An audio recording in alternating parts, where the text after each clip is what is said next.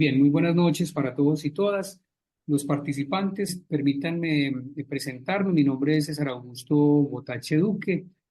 Soy ingeniero químico, profesor del programa de Ingeniería Química de la Universidad de Antioquia y el director de este emprendimiento que hemos denominado CBIQ Formación Continua, a través del cual vamos a desarrollar este webinar. CBIQ Formación Continua es un emprendimiento que se dedica a trasladar a habilidades, conocimientos y competencias a profesionales y estudiantes de las áreas de proceso y al público en general que quiera participar en diferentes áreas. Como ustedes vieron, nuestra página web es www.cbiq.org. Allí podrán encontrar información acerca de los cursos que desarrollamos y de los webinars que hemos desarrollado hasta el momento, que han sido varios. Esta noche nos acompaña el ingeniero César Augusto García Echeverry. César es ingeniero químico, magíster en ingeniería química y doctor en ingeniería química, con una destacada trayectoria en el ámbito de la innovación, en el desarrollo y en el control avanzado de procesos en la industria. César ha liderado importantes proyectos de optimización, entre los que se destaca la participación en el proyecto de RTO, Real Time Optimization, para una planta de producción de gas natural asociada a Petrobras. Su carrera se ha enfocado en la identificación de oportunidades y la mejora continua de procesos en industrias como la manufactura de pulpa y papel, de oil and gas, en el área biotecnológica, ¿sí? César, buenas noches y muchas gracias por estar acompañándonos. Y les presento al ingeniero Francisco Ibáñez Espinel. Francisco es ingeniero químico, magíster en ciencias de la ingeniería, pues muy pronto doctor, porque ya hoy sustentó su tesis doctoral, con una sólida formación académica y profesional, especialista en data science y control avanzado de procesos. Ha acumulado una destacada trayectoria en la industria y en el ámbito académico. Su experiencia abarca la gestión de datos y la optimización de procesos en diversas industrias, así como la formación de futuros profesionales en el área de la ingeniería. Pues han sido docentes universitarios en diferentes momentos, pero su desempeño principal está en la industria de procesos. El itinerario que tenemos hoy es que comienza el ingeniero Francisco, luego estará el ingeniero César y por último cerramos el webinar. Entonces, muchas gracias a todos y todas por su participación. Y le doy la palabra a Francisco. Francisco, muy buenas noches. Dale, César, muchísimas gracias. Bueno, muy buenas noches a todos los asistentes. Bueno, como ya lo mencionaba César, mi nombre es Francisco Ibáñez. Yo actualmente soy el jefe del área de ciencia de datos en una empresa que se llama SGS para las filiales Perú y Chile. Y durante 3 años he construido un grupo de ciencia de datos asociados a inteligencia artificial, a Machine Learning y a optimización avanzada en el ámbito de la minería específicamente. Sin embargo, pues por los trabajos que realicé en mi tesis de doctorado y en la maestría, estoy muy involucrado con la industria química y los bioprocesos, ¿ya? Para que pues más o menos sepan el background de lo que les voy a hablar un poco. Entonces, bueno, inicialmente en esta PPT vamos a hablar un poco de lo que es la introducción del Machine Learning, qué es el Machine Learning, qué aplicaciones tiene, cómo el Machine Learning está en este momento siendo muy importante en el área de control avanzado de automatización, los desafíos que actualmente hay y el futuro del Machine Learning en la industria de procesos, ya que pues eso nos abarca a todos como ingenieros de procesos desde la A a la Z, por decirlo de alguna forma. Entonces, ¿qué es lo que se denomina Machine Learning? Bueno, el concepto básico del Machine Learning es un subconjunto de técnicas de la inteligencia artificial que nos permite entrenar modelos sin programar explícitamente la arquitectura de estos modelos. Entonces, si nosotros lo vemos dentro de un diagrama de Venn, podemos ver que dentro de la inteligencia artificial hay un subconjunto de modelos que se denominan modelos de Machine Learning. E inclusive dentro del Machine Learning hay un subconjunto que se conoce como Deep Learning, que básicamente lo que está hablando es de modelos de redes neuronales. Entonces, el Machine Learning lo que nos permite a nosotros es poder darle a una máquina instrucciones basadas en modelos y esos modelos se van a alimentar de datos para poder hacer un tipo de tarea específica. Entonces, ¿por qué es relevante aprender hoy en día Machine Learning? Bueno, el Machine Learning hoy en día es muy importante porque primero permite analizar grandes volúmenes de datos para encontrar patrones, para hacer predicciones, para encontrar categorías en los datos, para clasificar los datos y para tomar decisiones informadas. Tal vez esa es una de las cosas por las que más el Machine Learning se está utilizando, porque muchas veces en las industrias tenemos muchos datos disponibles, pero no tenemos ni idea de qué hacer con estos datos. No sabemos cómo hacer realmente metodologías robustas para poder identificar patrones en los datos, ver comportamientos en los datos y tomar decisiones informadas a partir de ellos. Y cuando hablamos de grandes volúmenes de datos, tenemos que hablar de las 4 Bs. De hecho, hoy que estaba haciendo la PPT, encontré un artículo que hablaba de las 5 Bs. La verdad, no conozco la quinta, solo conozco las 4 Bs, pero eso tiene que ver con inicialmente el volumen de la data. Entonces, cuando estamos hablando de más de 100 terabytes de información, podemos estar empezando a hablar de Big Data. De resto, generalmente la data que manejamos en procesos es una data que no es Big Data, es data pues considerada normal data. Otra importante característica que tiene la Big Data es la velocidad a la que llega esta data. Entonces, no es lo mismo tener datos de proceso que vengan cada un segundo a datos de procesos de producción de microcontroladores que vienen en nanosegundos, ¿cierto? Entonces, por eso la velocidad a la que viene la data también va a ser muy importante. La data de proceso, por lo general, si es en planta, si es asociada a un PLC, bueno, pues vamos a tener data por segundos o cada 5 segundos, dependiendo del tipo de proceso, ¿no? Otra cosa que tiene muy importante la Big Data es la variedad de los datos. En nuestro mundo de la ingeniería de procesos, nosotros estamos acostumbrados a trabajar con series de tiempo. Entonces, generalmente es una data estructurada que está catalogada desde un timestamp. Piensen ustedes 12 de la noche 10 segundos, 20, 30, estructurada completamente, cada una en columnas, cada una con su información y su arquitectura generalmente bien identificada. En otras industrias, por ejemplo, en la industria de las tecnologías de la información, vamos a tener audio, vamos a tener foto, vamos a tener video, vamos a tener una gran variedad de distintos tipos de datas que generalmente se conocen como data no estructurada porque es data que no podemos poner en estos formatos, como los que yo les acabo de hablar, por ejemplo, como formatos tipo SQL, que es data estructurada. Entonces, esa variedad también va a afectar los inputs de la data que nosotros vamos a manejar. Y la otra es la veracidad. Otra muy importante es la veracidad porque muchas veces cuando hacemos encuestas, cuando hacemos identificaciones de comportamientos poblacionales, la gente puede responder, puede no responder.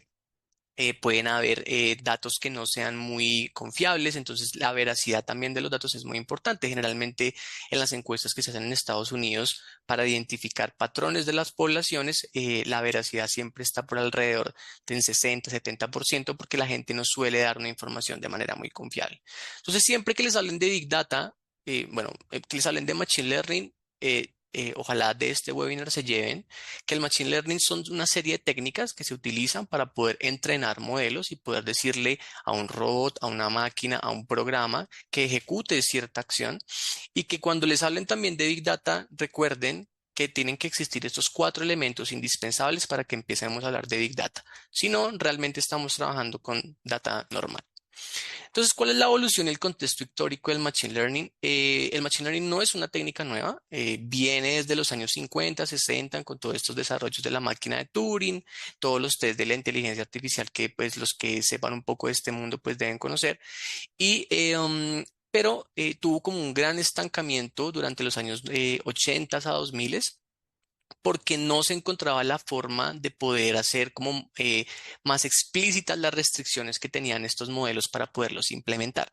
Entonces, habían muchas limitaciones, se tenía, por ejemplo, mucha esperanza en los controladores expertos en la industria, en los controladores FUSI en la industria, y si uno realmente va a la industria, bueno, encuentra puros controladores PID, eso es lo que uno generalmente encuentra.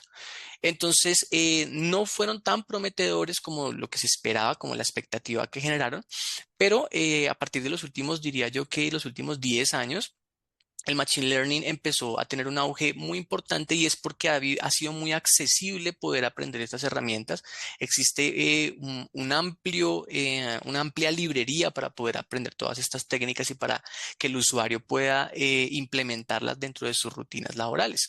Yo recuerdo que hace unos 10 años, cuando yo estaba haciendo la maestría, recuerdo que tuve que programar una red neuronal para hacer para programar para un sistema de regresión que tenía que implementar.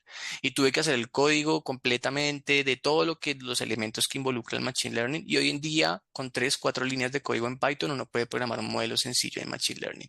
Entonces, toda esta accesibilidad que se tiene hoy día y toda esta interconexión de los dispositivos, de los celulares, con las neveras, con los televisores, con las cocinas incluso, ha hecho que el Internet de las cosas requiera que el usuario no solo esté más entrenado, sino que realmente entienda el potencial de la interconectividad que tienen distintos sistemas operativos. Si llevamos esto a planta, pues es como los sistemas empiezan a interconectar unos con otros y empiezan a transferir data de un lado para el otro. Entonces, en estos últimos años, yo diría que en los últimos 5 años, los temas del Machine Learning han estado completamente en fuego. Y eso ha permitido que mucha gente tanto ingrese al mundo como se interese en el mundo, como empiece a tomar decisiones basadas en data, que es lo importante. Entonces existen diferentes componentes básicos dentro del Machine Learning que pues espero también se lleven de este webinar.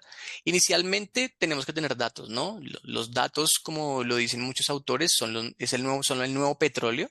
Entonces, cuando uno aprende a entender los datos, aprende a identificar patrones, aprende a aplicar técnicas atingentes a esos datos, pues bueno, les va a sacar el mayor valor posible. Después vamos a tener muchos tipos de modelos. Realmente el Machine Learning es un arsenal de modelos. Piénselo así como la caja de herramientas de una persona que hace mantenciones, y toda esa caja de herramientas de esa persona pues por ejemplo, si vamos a, no sé, a romper una pared, no vamos a utilizar una llave inglesa, vamos a utilizar un martillo. Entonces cada una es específica de la técnica que yo estoy intentando representar y el problema que estoy intentando solucionar. Y finalmente la representación es cómo yo le transmito al negocio la solución. Eso también creo que es una de las habilidades como más difíciles de desarrollar, porque como ingenieros somos muy buenos para calcular, para hacer, bueno, distintos tipos de metodologías de cálculo, pero no somos tan buenos a la hora de transmitir ese conocimiento a un cliente que muy probablemente puede ser un gerente y habla un lenguaje de mucho más alto nivel que el que nosotros hablamos. Entonces, dentro del Machine Learning hay 3 técnicas bastante, todas diferentes, bien identificadas, que dentro, pues la idea es que dentro del curso, si asisten al curso, les vamos a brindar este conocimiento, y son 3 problemas distintos que se solucionan dentro del Machine Learning. El principal es el aprendizaje supervisado, en el que estamos más acostumbrados todo tipo de ingenieros, porque tenemos variables X de entrada y la idea es predecir una variable Y. Entonces, por ejemplo, en función de la temperatura que hay hoy, de la humedad, de la velocidad del viento, vamos a predecir la temperatura del medio ambiente, ¿ya?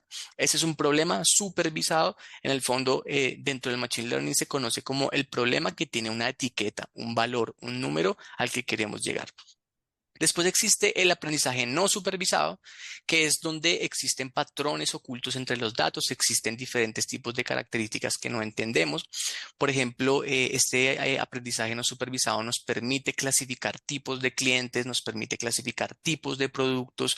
Yo lo utilizaba mucho en unas experiencias en unas viñas en la sexta región de Chile, para identificar de dónde venían ciertos tipos de uvas que me daban ciertos tipos de características en unos vinos que estábamos analizando.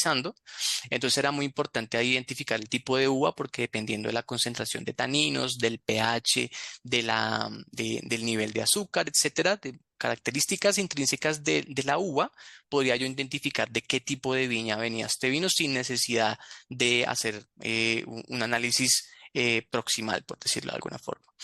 Y la última categoría es el aprendizaje por refuerzo. Es una técnica que se está utilizando hoy en día, bastante interesante, porque no requiere un preentrenamiento de los modelos de Machine Learning. Piense lo que es como, siempre yo lo comparo como con cuando uno entrena a un perrito. Entonces, si un perrito no entiende qué es dar la mano, él no lo entiende, pero si uno le da una recompensa, le da una galletica y le toca la mano y le da una galletica, bueno, el perrito, a medida de entender ese proceso, se entrena y es capaz de entender que mediante esa recompensa tiene que dar la mano escuchando una acción. Entonces, el aprendizaje por refuerzo tiene un gran futuro dentro del control de procesos, porque justamente es un modelo que se va entrenando en función de que esté desplegado en tiempo real.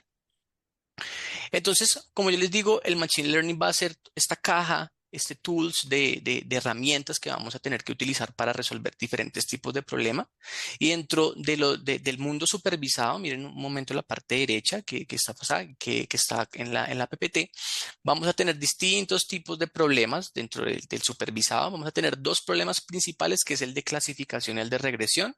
El de regresión es todo lo que hacemos en ingeniería normal, es decir, simplemente piensen en una regresión lineal, en un polinomio de grado uno, en donde uno tiene una entrada, una salida. Entonces, ese es el modelo más sencillo, pero es el más usado, pero podemos ayudar a aplicar redes neuronales, distintos tipos de técnicas, ¿no? Pero hay otro problema también bien interesante que se llama el de la clasificación, que es cuando, por ejemplo, en función de imágenes, por ejemplo, en función de imágenes de la piel, determinar si la persona tiene o no tiene cáncer.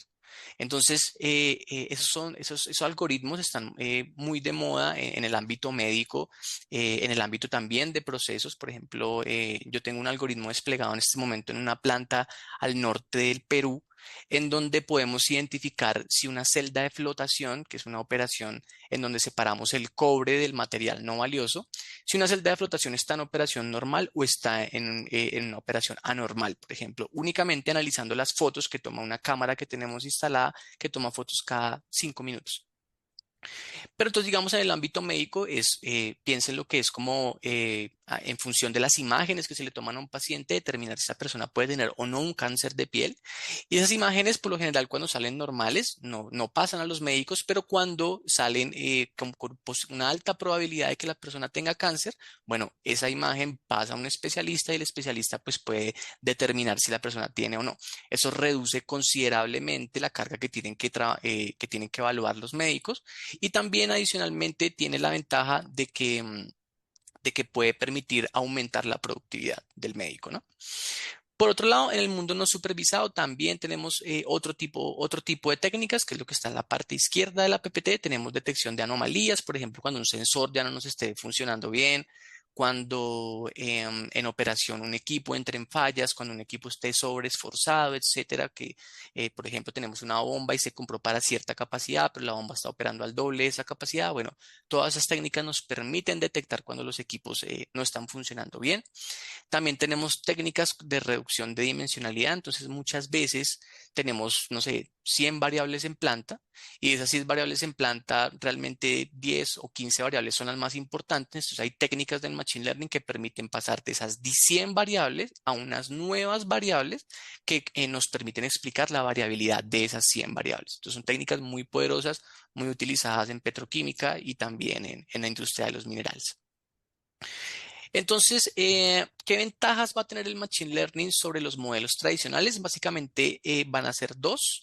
Una va a ser una gran flexibilidad, es decir, los modelos tradicionales fenomenológicos que conocemos todos por la teoría, por ejemplo, no sé, fuerzas igual a masa por aceleración, que es una ley indiscutible.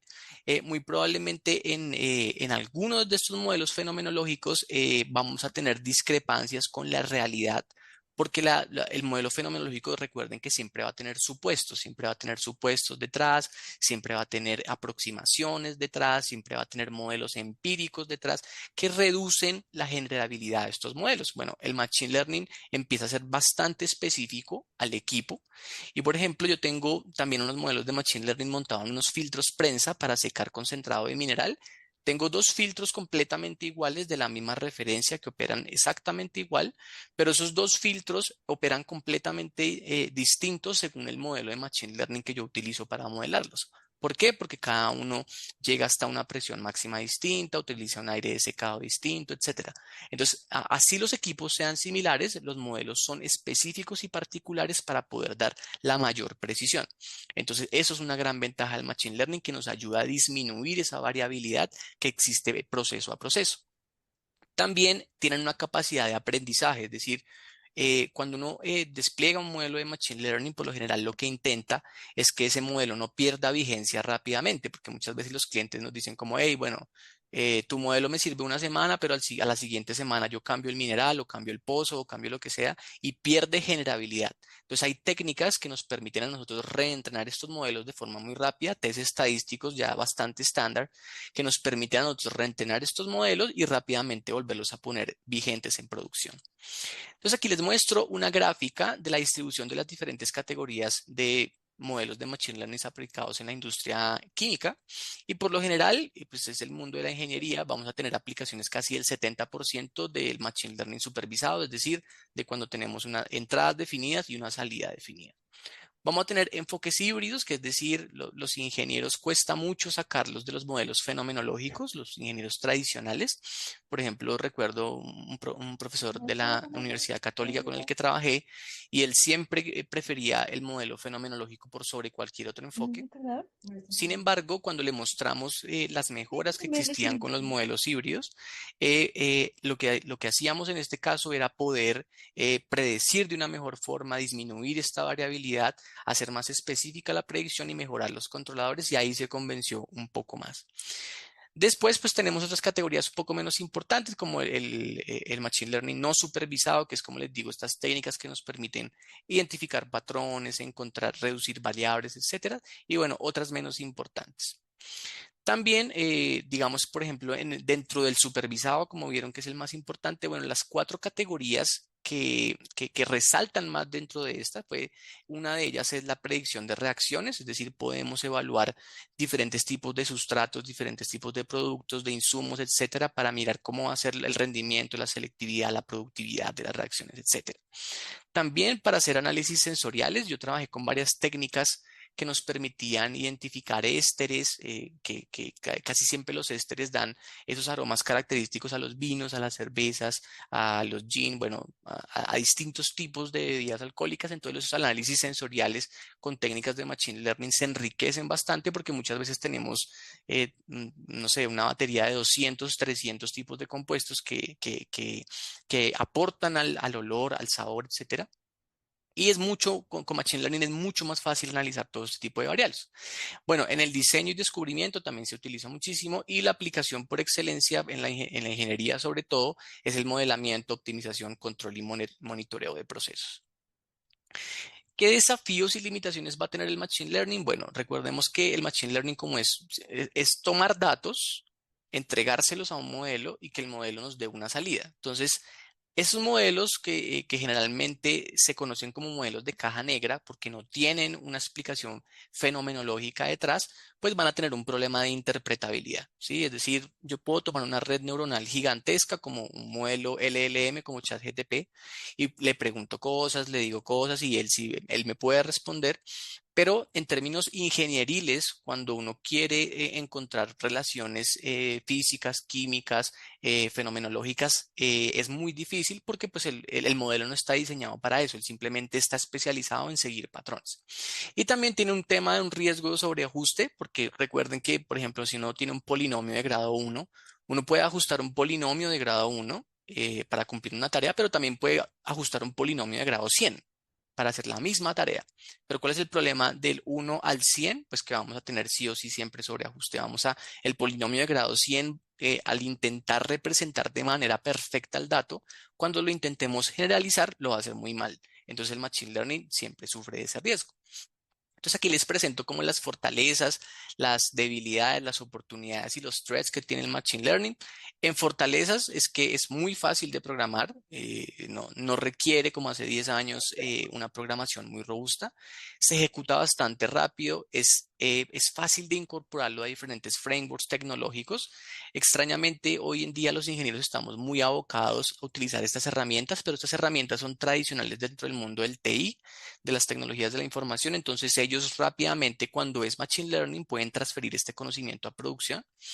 Una de las debilidades, bueno, como les decía, los black box model son modelos de caja negra, es difícil interpretarlos, el overfitting va a estar siempre presente, es decir, tenemos que utilizar técnicas específicas para no caer en el overfitting.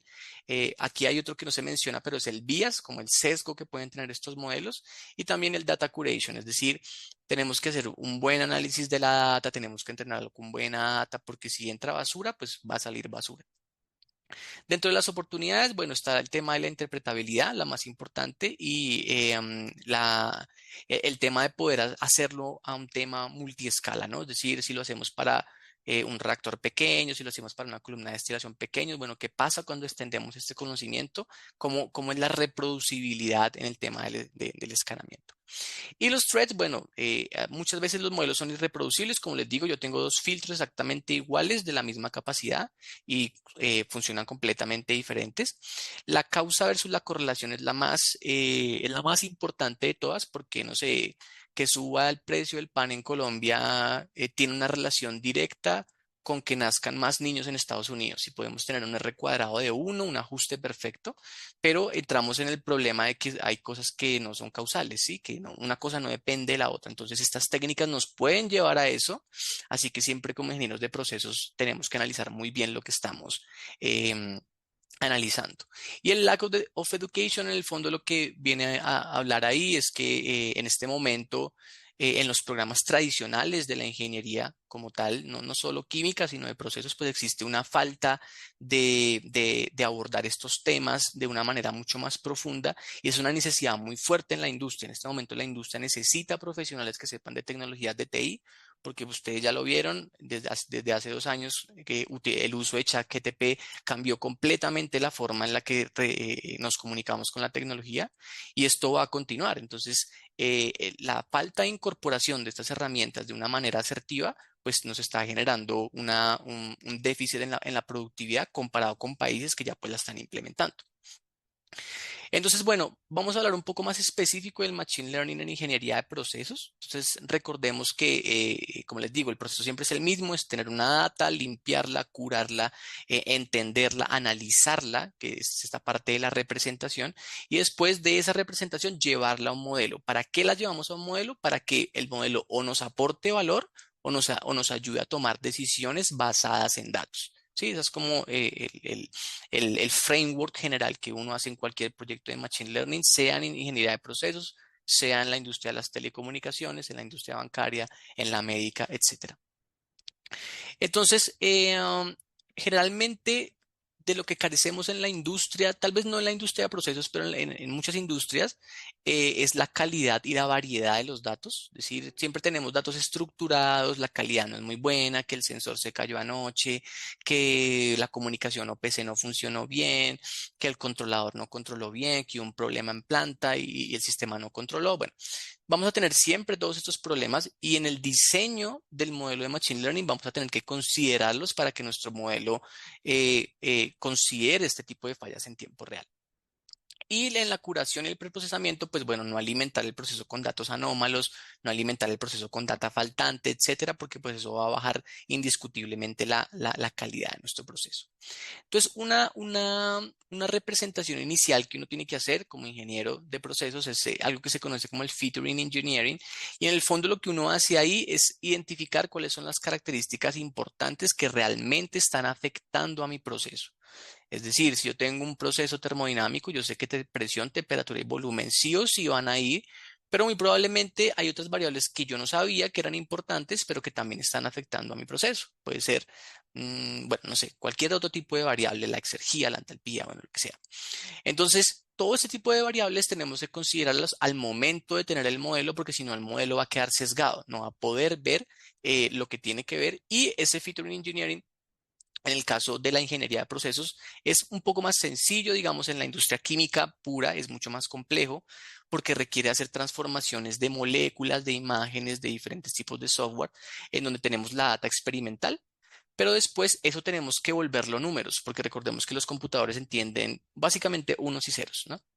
Entonces vamos a tener que alimentar matrices, vamos a tener que decomponer imágenes, por ejemplo, como una imagen, como una foto, se vuelve un vector de unos y ceros para identificar, para tal vez tratar de traducir lo que es un píxel, ¿sí? Lo que es una imagen Full HD, cómo se descompone esto en vectores para que él lo entienda y después lo pueda representar y lo pueda identificar. Entonces, eso es muy importante entenderlo. Este featuring engineering es una etapa muy importante que es la transformación de la data, de la raw data, de la data sucia, a la data que ya vamos a utilizar para entrenar el modelo y desarrollar. Después, dentro de los modelos supervisados, bueno, vamos a tener muchas técnicas que la idea es abordarlas todas en el curso y es cómo podemos abordar con todo este rack de técnicas los problemas supervisados y cómo entender qué tipo de técnica es mejor para cada problema. Eso también es muy importante. Y vamos a tener muchos tipos de modelos. El modelo lineal, que pues lo conocemos todos, que fue el primer modelo tal vez que vimos, no sé, en física uno o mate uno tal vez, no sé. Pero después hay otros muchos modelos tan complejos como lo pueden ser las redes neuronales, que en el fondo tratan de emular cómo funciona el cerebro humano, cómo funcionan las neuronas y las dendritas, cómo éstas se conectan, cómo éstas transfieren la información. O los modelos de ensamble, que en el fondo son pequeños modelos todos ensamblados, tratando de producir un outcome. ¿Sí? Esa es como la idea del Machine Learning supervisado. Dentro del mundo no supervisado, ahí vamos a tener otro tipo de técnicas completamente distintas. Vamos a explorar todas las técnicas del Machine Learning. Y en este, por ejemplo, es un problema no supervisado. Como les decía, tenemos data diferente de distintos tipos, con distintos tipos de características, etcétera. Y el algoritmo lo que es capaz inmediatamente de identificar qué tipo de data es, cómo viene esa data, identificarnos características especiales. Por ejemplo, no sé, piensa que un clúster puede ser de una baja temperatura, con bajo pH, con alta solubilidad, con alta humedad, etcétera. Y otra data puede ser completamente distinta, alta presión, alta temperatura, todo lo contrario. Entonces, esas técnicas son muy eficientes en identificar todos estos tipos de patrones.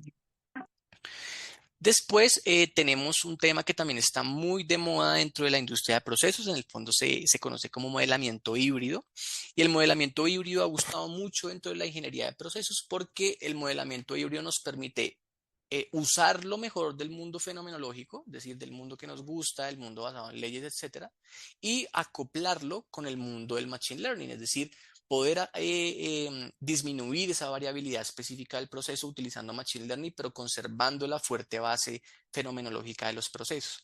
Entonces, eso se ve bastante en frameworks de este tipo, en donde tenemos la data, el algoritmo de Machine Learning, que dentro de él va a vivir el modelo fenomenológico o mecanístico y va a ser ayudado con un modelo de redes neuronales. Entonces vamos a explorar como diferentes técnicas, diferentes approaches de cómo se hace esto, pero esto ha gustado mucho en la industria de procesos. Como les digo, los ingenieros tradicionales de los 80, 90 y 2000 están muy acostumbrados a sus modelos mecanísticos, confían mucho en ellos, les dan muy buen resultado, pero decirles, bueno, te lo vamos a mejorar utilizando estas técnicas un poco más actuales, pues también ha gustado mucho porque se mantiene la base, pero se mejora. ¿Sí? Y bueno, con el tema de ChatGPT, lo disruptivo que fue ChatGPT, estos tipos de herramientas han sido mayoritariamente aceptadas en la industria. Entonces, el workflow que siguen la mayoría de los proyectos de Machine Learning sigue este tipo de arquitectura en donde, bueno, tenemos la definición del problema. Esa frase de que el cliente no sabe lo que quiere es la frase más cierta que yo he aprendido en toda mi vida, tal vez, y es la frase más difícil, entender qué es lo que quiere el cliente, qué es lo que quiere el gerente, qué es lo que quiere el ingeniero de proyectos. Poder traducir ese requerimiento a un algoritmo que realmente dé valor es la parte más difícil. O sea, ahí es donde está realmente la creatividad del ingeniero, en poder definir bien el problema. Porque el Machine Learning, si uno contrata a un ingeniero y simplemente le paga por desarrollar un modelo y ese modelo finalmente no aporta nada, pues se perdió esa inversión. Entonces, en este sentido, lo importante siempre será poder definir el problema de manera clara y concisa. Después, pues tenemos que procesar la data, tenemos que limpiarla, seleccionarla, extraer la información. Tal vez ese es el siguiente paso importante.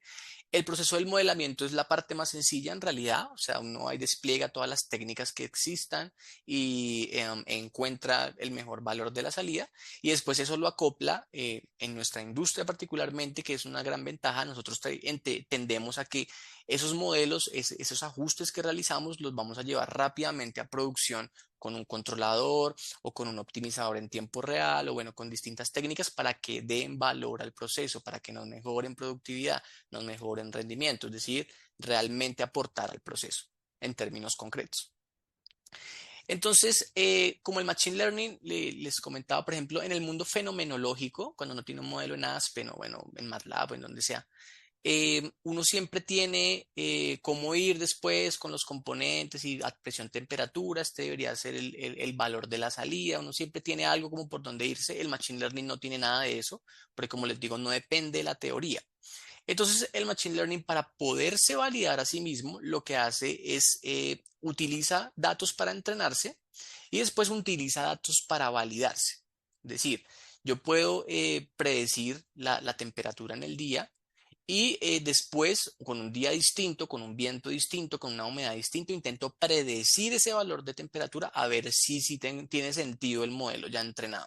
Entonces, esa prueba y validación es muy importante porque nos permite saber si el modelo realmente está haciendo lo que debería hacer, ¿ya? Y bueno, el tema de la interpretabilidad, que como siempre les digo, es el desafío más importante que tiene en este momento. Entonces, si nosotros tenemos una data y esa data le aplicamos una técnica de Machine Learning, vamos a tener siempre una salida y una salida que puede ser buena o puede ser mala. Si la salida es mala, uno puede hacer el chequeo del dato de entrenamiento. Muy probablemente el dato de entrenamiento no es representativo. No sé, entrenamos únicamente con estos datos rojos de acá abajo y realmente estamos intentando predecir un dato púrpura como está acá arriba. Entonces no tiene ningún sentido hacer eso. Si la salida es pobre, muy probablemente la data de entrenamiento fue muy pobre. Pero si la salida es buena, es decir, si tenemos una muy buena salida, como es la parte de arriba, vamos a identificar dos cosas. Si la salida es razonable en términos físico-químicos o fenomenológicos, o si la salida realmente no es razonable. Si sí es razonable, estamos resolviendo bien el problema. Y si no es razonable, este proceso tiene que volver a empezar. Tenemos que volver a mirar la data, que la data haga sentido, que sea una data de operación normal y volver a hacer todo el proceso. Eso siempre es un procesamiento cíclico. Y dependiendo de que cambien los insumos, cambien los reactivos, cambie el proveedor, muchas veces entre proveedor y proveedor el mismo insumo no es el mismo. Entonces, todo ese tipo de cosas tenemos que tenerlas claras porque el modelo de Machine Learning va a ser muy sensible a eso. Entonces vamos a hablar un poco de aplicaciones del Machine Learning dentro de la ingeniería de procesos. Entonces, bueno, las aplicaciones abordan todas las industrias que nosotros conocemos. Realmente la limitante es la creatividad del ingeniero para aplicarla, pero pues esto va desde el diseño molecular, desde la planificación de rutas metabólicas o rutas sintéticas, de la síntesis química, de la interpretabilidad molecular de metabolismos fisiológicos, de levaduras, bacterias, células animales, etcétera, desde la creación de gemelos digitales, que es lo más cercano al ingeniero químico, y entre los temas de predicción y temas inferenciales. Entonces, cuando hablamos de diseño de optimización molecular, lo que estamos intentando resolver aquí es el diseño como tal de moléculas para cumplir funciones específicas. Pueden ser una actividad farmacológica, un tipo de estabilidad química. Entonces, los procesos de Machine Learning, al ser combinatorios, al poder explorar distintas estructuras de moléculas, distintas formas en cómo se interconectan los componentes o los compuestos, pues bueno, esta técnica va a ser muy importante para poder evaluar de manera muy eficiente muchos distintos tipos de posibilidades. Entonces, bueno, empresas como la Chemical Computing Group han ofrecido herramientas de diseño basadas en Machine Learning y esas capacidades avanzadas incluyen el diseño como tal, la evaluación de diferentes tipos de estructuras, de distintos tipos de enlace, etcétera. También NVIDIA está metido acá. Por ejemplo, NVIDIA utiliza inteligencia artificial generativa para la optimización molecular. Entonces utilizan específicamente la plataforma Bionemo, se llama. Y esa utiliza redes neuronales generativas para poder identificar cuál sería con la mayor probabilidad la mejor estructura química para este tipo de compuesto, este tipo de solución que se quiere desarrollar. Y también existe otro que yo conozco, es el ChemRips, y en el fondo esta plataforma lo que busca es optimizar las recetas moleculares de los polímeros, porque los polímeros, como ustedes saben, son estructuras carbonadas de alto peso molecular, entonces son bien difíciles de poder diseñar de manera, eh, eh, um, ¿cómo decirlo?, de manera perfecta. Entonces, los análisis de Monte Carlo, que son análisis que se basan en variabilidad, permiten identificar con un grado de confianza bastante alto la mejor estructura molecular que serviría para el desarrollo de uno u otro compuesto. También en la síntesis química también se utiliza el Machine Learning. Generalmente aquí está más enfocado automatización de la síntesis, especialmente en la química orgánica, y la idea aquí es reducir la intervención humana, porque la intervención humana es una de las fuentes de incertidumbre más grandes en la síntesis química. Entonces, esto ha permitido, por ejemplo, que ya se haga producción autónoma de farmacéuticos como la lidocaína, como la rufinamida, bueno, y otros tipos de compuestos que no requieren intervención directa del humano.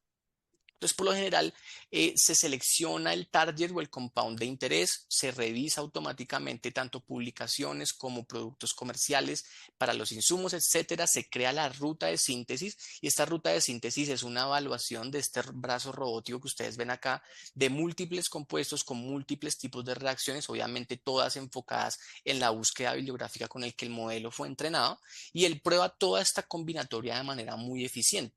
Entonces no es lo mismo tener una persona que esté ahí todo el tiempo haciendo el trabajo, que lo haga un robot con una precisión nanométrica en muchos casos, en donde realmente se obtiene la mejor combinación y se puede testear y se puede probar. Entonces es una aplicación bastante interesante que se está haciendo en este momento. Por ejemplo, esta empresa que tiene sede en el Reino Unido, si no es mal, es Scientia, nunca la sé pronunciar bien. Esta empresa brinda plataformas de IA para el diseño y desarrollo de medicamentos. Es muy utilizada por Sanofi y Merck, inclusive por Pfizer también, y ha logrado ya desarrollar medicamentos que están en este momento en ensayos clínicos en tiempo récord. ¿Ya? Es uno de los casos de éxito más importantes dentro de esta industria. También la identificación de pequeñas moléculas con potencial terapéutico. También se utilizan plataformas asociadas al Machine Learning para la producción en masa y producción automatizada.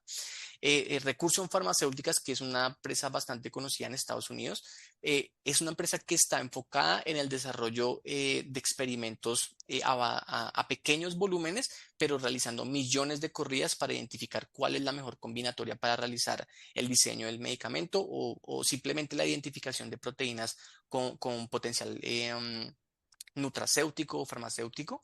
Y In Silico Medicine, que es una empresa en Hong Kong, también utiliza redes generativas con refuerzos tensoriales para explorar diferentes objetivos terapéuticos nuevos. Esta sí ya es más como para conocimiento de distintos tipos de medicamentos nuevos que no estén en el mercado. Entonces, claro, estos tipos de técnicas automatizados permiten evaluar a una velocidad impresionante que no es compatible con velocidades humanas, para poder identificar el mejor tipo de compuesto. También otra área bien importante es el área de los gemelos digitales, que pues es una de las más antigentes a nuestra área. Y pues en el fondo el gemelo digital es una copia del activo virtual, una copia virtual del activo físico, en donde podemos interactuar, intercambiar datos, poder aplicar control, podemos aplicar optimización, podemos aplicar distintos tipos de frameworks, en donde en este caso lo que estamos intentando hacer es optimizar la productividad del proceso. Ese es como uno de los grandes goals que intentan hacer los gemelos digitales, al poder tomar decisiones, a poder evaluar múltiples escenarios, a poder hacer todo esto in silico, que es en simulación, y al poderlo hacerlo de esta manera, pues sale muy económico, porque pues no es lo mismo probar propiedades físico-químicas de 10 reactivos para una síntesis biológica, que poderlo hacerlo en simulación y poder llevar el mejor a producción.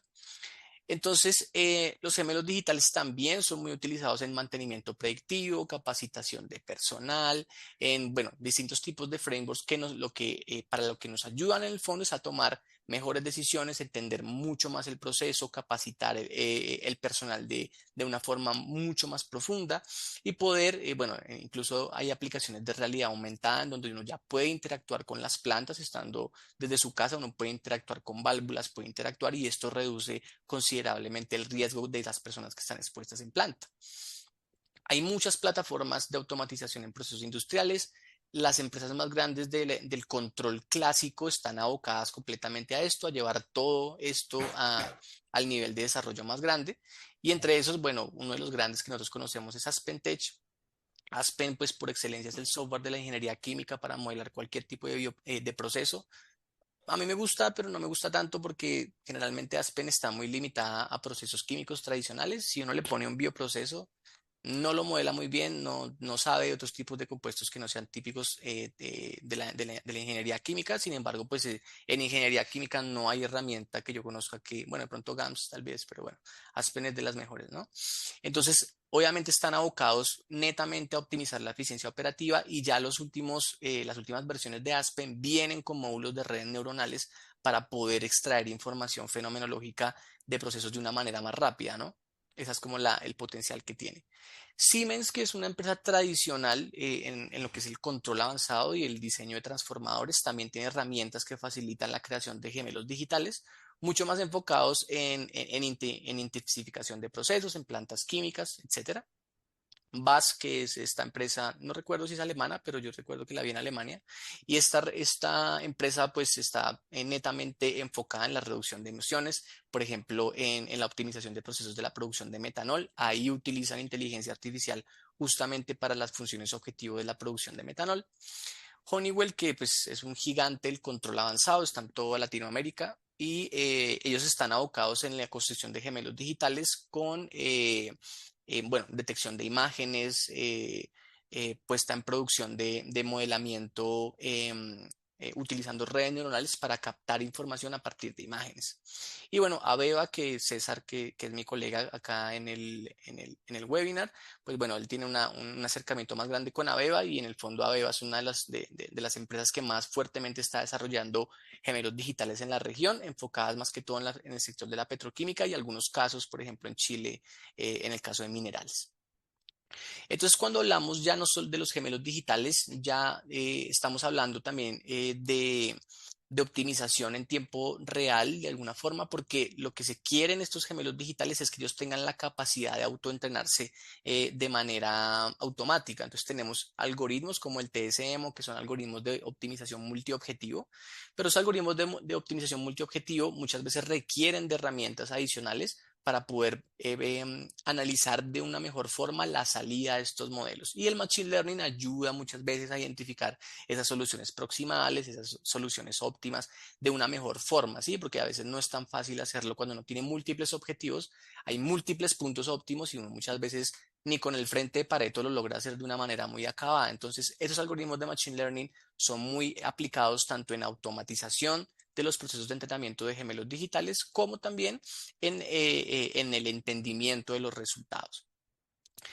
Y también, bueno, lo que vemos ahorita, yo prácticamente lo conocí hace poco, es que hay técnicas de Machine Learning que intentan hacer un end-to-end, que es ese end-to-end que en el fondo entre la data bruta del proceso y salga el output, que ya no tengamos un operador de Machine Learning que esté en el medio ahí analizando los datos y mirando, no, sino simplemente aplicar técnicas que sean capaces de hacer todo. ¿Sí? Por ejemplo, ChatGPT tiene herramientas muy poderosas donde uno muchas veces le puede poner la data y él analiza la data, te hace el modelo, te hace todo bastante interesante, pero creo que todavía no hemos llegado a ese punto, pero pues me imagino que para allá vamos. También existe el tema de los sensores virtuales. Entonces, los sensores virtuales son muy apetecidos en el mundo de control de procesos. Yo se los digo porque cuando yo entré a trabajar justamente hace 3 años, el primer proyecto que me pusieron en unas celdas de flotación fue a predecir variables que no eran fácilmente medibles. Y entonces, la metodología que desplegamos ahí fueron dos, fueron sensores virtuales basados en Machine Learning y observadores de estados basados en la teoría de la ingeniería eléctrica tradicional de observación y el modelo de Machine Learning superó las expectativas de predicción, logró predecir humedades en equipos que no se pueden poner sensores de humedad, logró predecir pHs, temperaturas, bueno, de manera bastante confiable. Eso obviamente depende de los datos que requiera el modelo para poder hacer esta predicción y de las mediciones offline que podamos hacer. Entonces, bueno, principales empresas que estén desarrollando esto en este momento, bueno, Endress-Hauser, cualquiera que haya que trabajado con sensores a nivel industrial la conoce, son como los expertos en sensorización en todos los niveles, son muy robustos, pero también tienen una línea dedicada en este momento a producción de sensores virtuales, bastante interesante. Emerson, que es otra empresa también muy conocida, también tiene despliegue de sensores virtuales en tiempo real y también muchas veces ofrecen como equipos clave que ayudan a identificar si el sensor está descalibrado, si está balanceado, si realmente las predicciones son buenas o no. Bueno, DataPark no la conocía muy bien, la conocí hace unos pocos meses y entiendo que están haciendo los mismos, pero más enfocados hacia procesos de minería. Y bueno, Siemens, que es otro gigante de digitalización, también tiene sensores virtuales basados en técnicas de Machine Learning y en modelos fenomenológicos. Ellos utilizan, dependiendo del caso, puede ser un enfoque híbrido también. En términos de automatización y control de procesos, bueno, eso es lo que más a mí me gusta, la verdad es en lo que yo trabajo. Y el control predictivo basado en modelo o control MPC, que si hay alguno acá que trabaje en control en tiempo real, bueno, los modelos de Machine Learning entraron de manera muy disruptiva porque, bueno, si recuerdan la teoría clásica del control, uno siempre que quiere sintonizar un controlador, primero identifica la función de transferencia y con la función de transferencia identifica, no sé, la ganancia y el tau. Y con esas variables uno puede diseñar un controlador básico PID. Esas funciones de transferencias en el control de predictivo son como el corazón del control predictivo. Si la función de transferencia es mala, el controlador es pésimo también. Pero entonces ahora los controladores predictivos se pueden empezar a entrenar con modelos de redes neuronales, es una cosa que no se hacía y esto ha hecho que las predicciones de los controladores sean muchísimo mejores. Entonces el Machine Learning se ha metido en tratar de reemplazar los enfoques clásicos tipo función de transferencia, Armax, Max, bueno, todos esos modelos en espacios de estados y ha mejorado considerablemente la calidad de la predicción de los controladores y si mejora la predicción, mejora sin duda el controlador.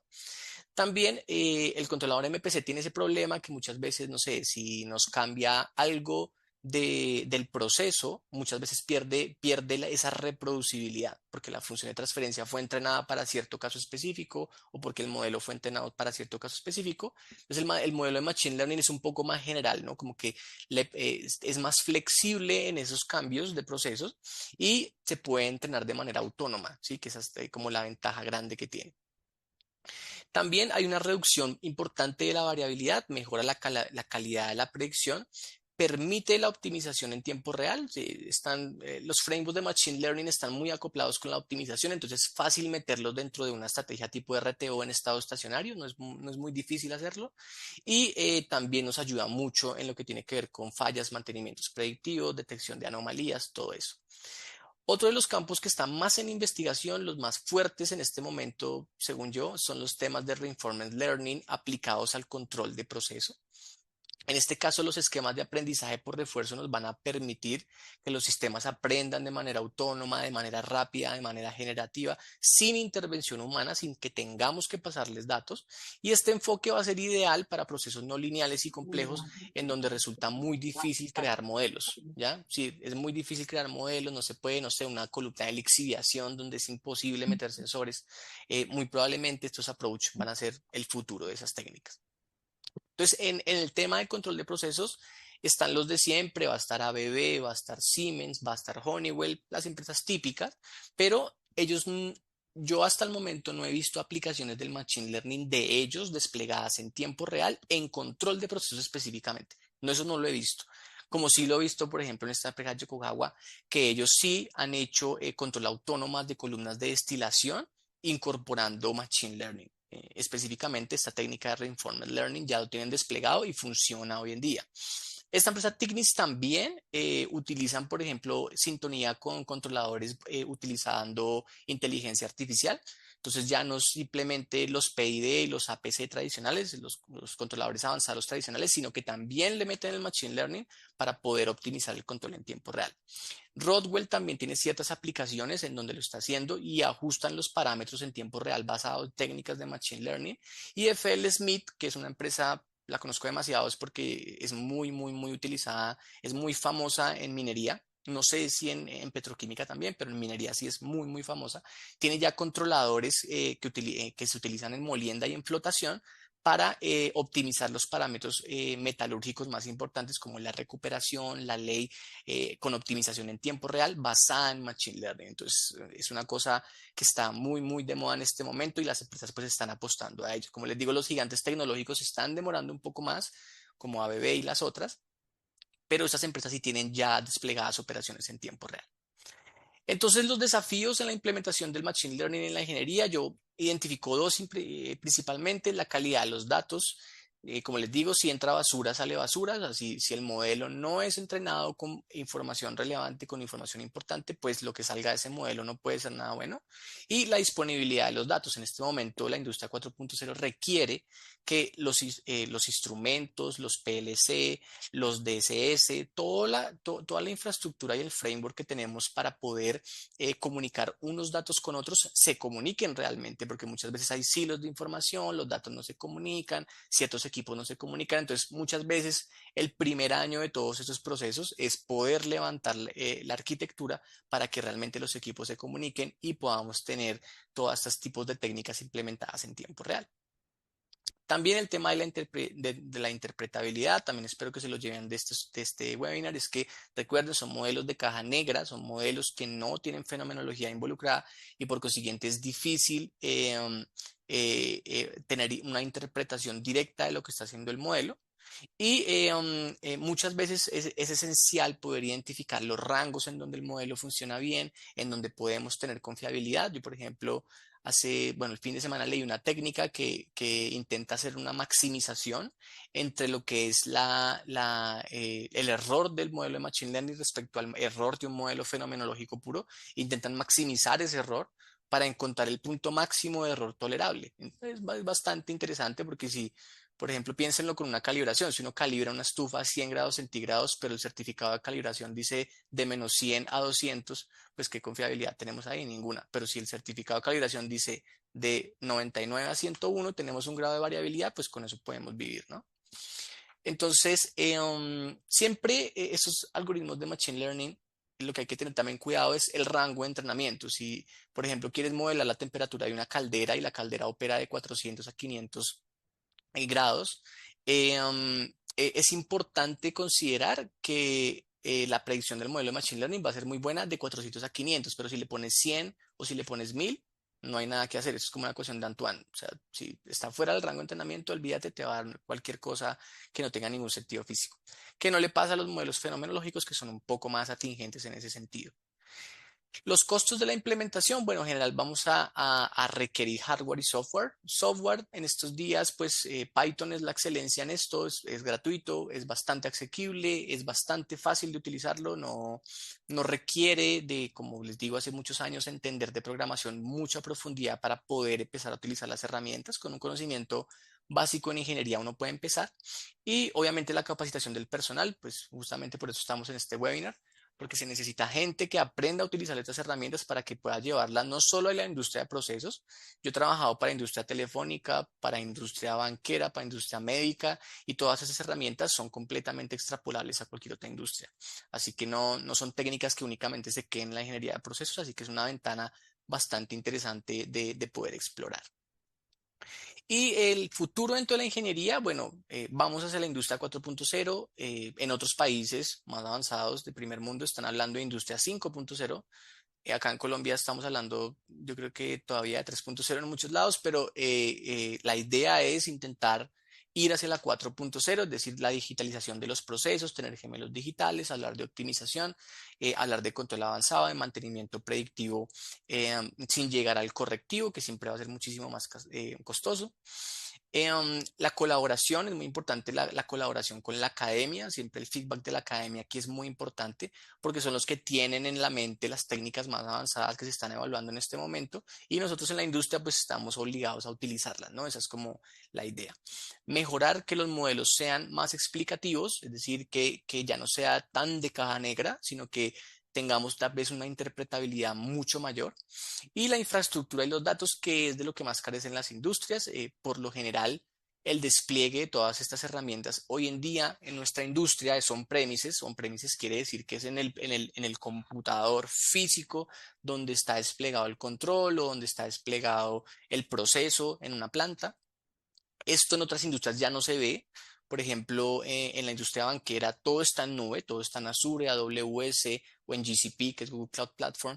Todo esto ya está en nube en muchos servidores. Incluso yo en Chile tuve la oportunidad de asistir a un conversatorio de Schindler Electric donde ellos ya mostraban los DCS y los PLCs, todos en nube, que manejaban con industria en Canadá y con industria en Estados Unidos. Pero tanto en Chile como en Colombia es el caso. todo se maneja muy on-premise todavía porque hay mucho recelo de compartir el dato, de que la nube sí es segura, la nube no es segura. Tiene sus razones porque pues han venido funcionando así durante 50 años y muy probablemente dar el paso sea difícil, pero sin ninguna duda en algún momento tenemos que migrar hacia la nube porque no es lo mismo quedarse en un computador físico sin RAM, sin PC, que una licencia se acaba, como si todo tiene uno esto virtual y aumenta de manera inmediata la capacidad, la RAM, la velocidad, bueno, lo que se necesite en un proceso de optimización, de trabajo, de control, de lo que sea en tiempo real. Entonces, la infraestructura y los datos es un tema todavía bien sensible en nuestro continente, es bastante delicado. Se toca, pero no se toca en muchos países, como que no, hazme todo en el PC y que me funcione todo ahí, ya con eso es suficiente. Sin embargo, pues eso nos limita mucho como a las herramientas actuales que son muchísimo más poderosas.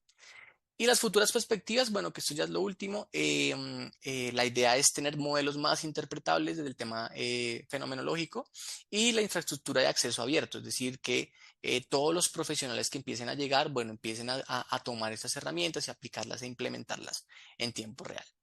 Entonces, bueno, muchísimas gracias por su atención, creo que ya hablé demasiado, así que vamos a pasar con César para que les explique un poco la siguiente parte.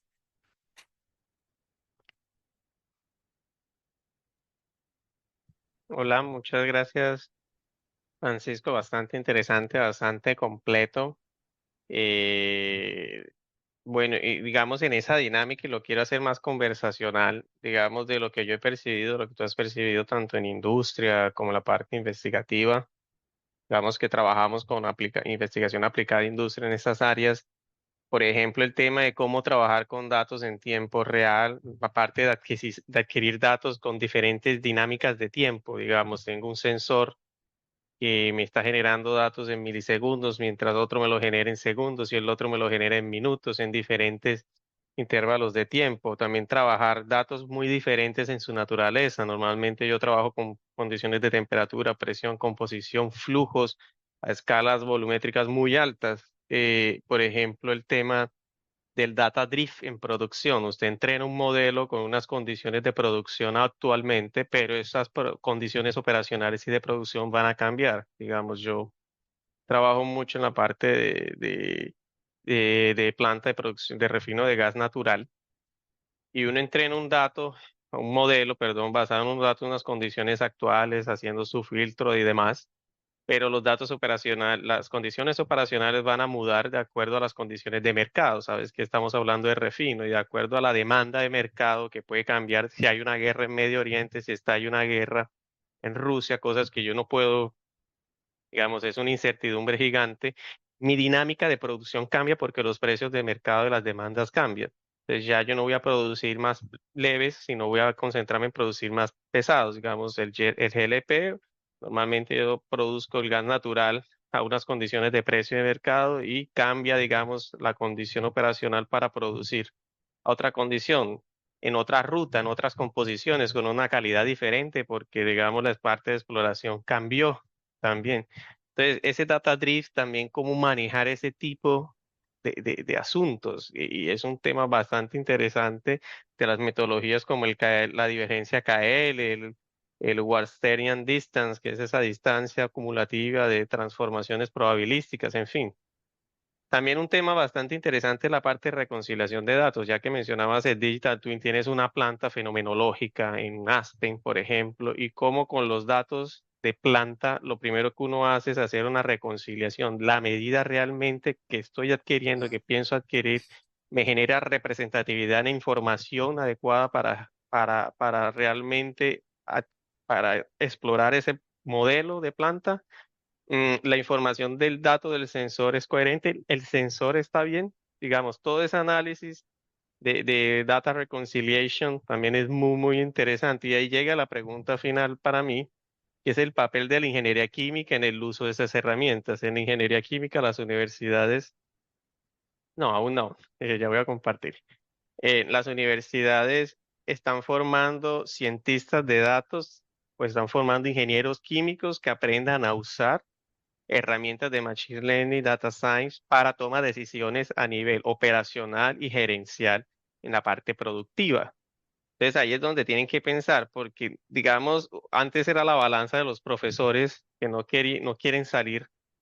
Sí, de un lado tenemos los profesores que no quieren salir del modelo fenomenológico, de la parte clásica de optimizar parámetros, obtener un modelo robusto, pero del otro lado me está pasando que llegan estudiantes al proceso muy tesos en programación, llamamos becarios, llamamos lo que aquí dicen estagiarios, que son pasantes, muy tesos en programación, muy tesos en análisis de datos, pero en la interpretación del proceso muy pobre.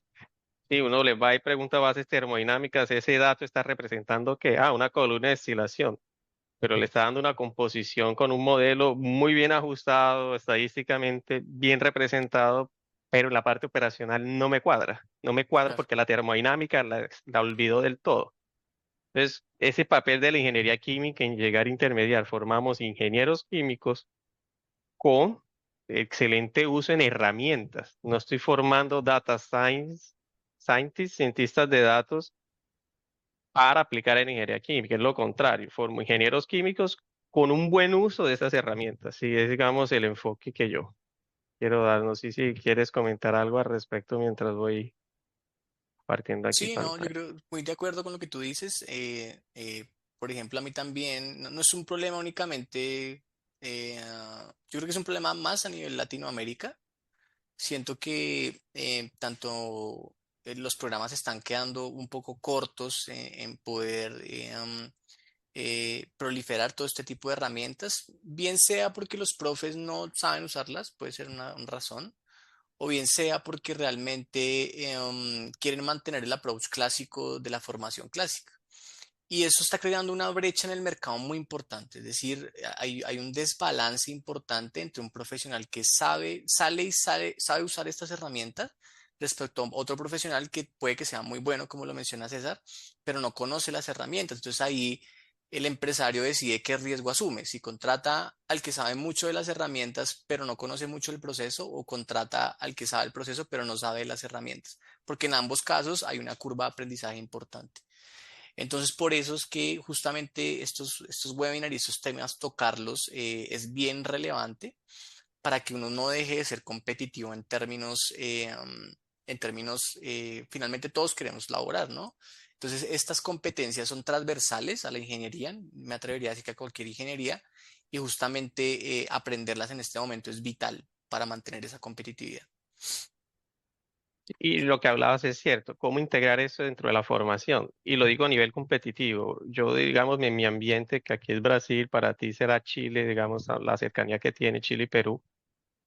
Dentro de los programas, por ejemplo, de formación de la Universidad de Sao Paulo, de la UFRJ, ya me comparten profesores experiencia porque yo estoy muy cercano, si bien trabajo con aplicación para industria con Petrobras, soy muy cercano a la parte académica y ya veo cómo están cambiando el pensum para dentro de las carreras de formación incluir herramientas de Machine Learning y Data Science bien establecidas, bien concretas dentro de los pensum académicos de la ingeniería química, Mm, cómo ver, por ejemplo, hacer data science dentro de la parte de modelado, del cursos de modelado, cómo hacer data science y machine learning dentro de cursos de simulación usando la herramienta de Aspen, cómo hacer data science y machine learning dentro del curso de reactores y transferencia y demás. Entonces, ya los profesores están siendo obligados, mm, no es que se resista, no se están siendo quieran. obligados, aquí Claro, son obligados a, se tiene que mantener un nivel estándar actual de una demanda de mercado, el mercado lo está pidiendo.